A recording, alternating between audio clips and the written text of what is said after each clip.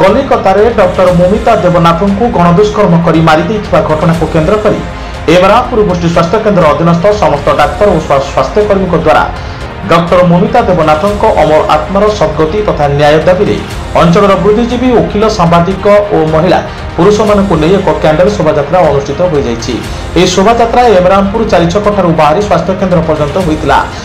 2 minute Nirav प्रार्थना करा doctor मान दाबी मुताबक डॉक्टर मोमिता को न्याय प्रदान करा जाऊ। कलिकता ठारे प्रतिवाद करुवा डाक्तर मानक गुंडा लगाई भंडूर करथिबा दोषी मानक दंड विधान करा जाऊ। तत्सहित केंद्र सरकार डाक्तर मानक सुरक्षा पई एक आईन प्रणयन करी कर्तव्यरत डाक्तर मानक सुरक्षा दिया जाऊ बोली उपस्थित डाक्तर माने दाबी रखिथिबा बेले राज्य सरपंच संघ सभापति रोमान साहू समाजसेवी सत्यनारायण साहू प्रमुख समर्थन जणाई कैंडल शोभायात्रा रे शामिल होइतिले। आपण गोटे डॉक्टर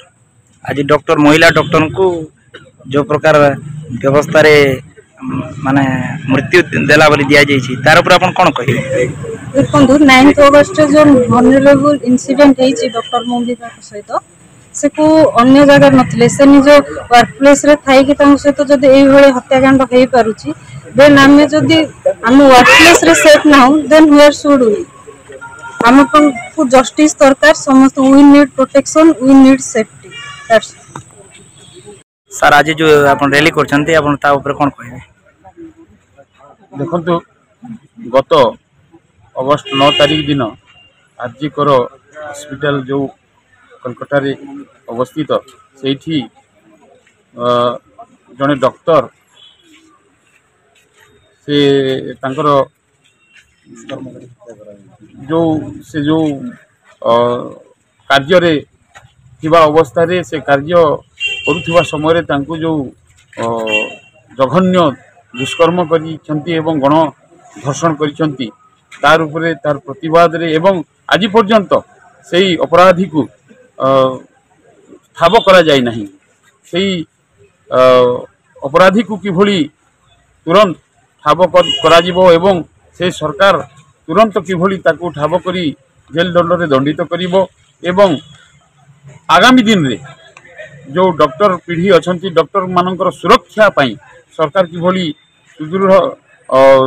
पदक्षेप नेब से आज आम मोरामपुर ठारे जनसाधारण समस्ते मिसी एक कैंडल शोभा करूँ। डॉक्टर ममता को जो टाइप रो जघन्य हत्या करा जाइछि दुष्कर्म पर हत्या करा जाइछि ताकू आमे दृढ़ निंदा करूँ।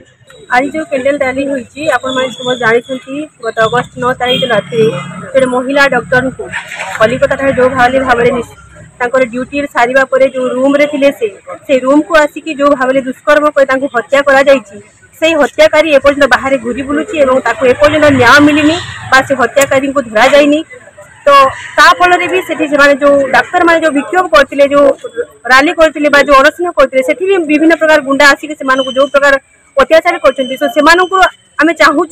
ये रामपुरवासी अंचलवासी आम विभिन्न प्रकार जनसाधारण विभिन्न प्रकार समाजसेवी विभिन्न प्रकार सामाजिक कर्मी मिसिकी जो रैली करें जस्टिस चाहूँ से महिला कर्मी को से महिला डॉक्टर को न्याय मिलू एवं ता परिवार को न्याय मिलू एवं जो डॉक्टर कर्मचारी माने काम कर विभिन्न स्थान रे बा विभिन्न सरकारी हॉस्पिटल रे सेमानकर न्याय पाई सेमानकर अधिकार पाई एवं सेमानकर सुरक्षा पाई आम सरकार को दाबी करूँ सेमानकर सुरक्षा निहाती हेबा दरकार आ सरकार यार निश्चित पदक्षेप नियंतु एवं कार्य को सरकार निश्चित भाव से दोषी को निश्चित दंड दियंतु एवं ताको आजीवन कारादंड दिया जाऊ नहले ताको फांसी दिया जाऊ। यह ही हमर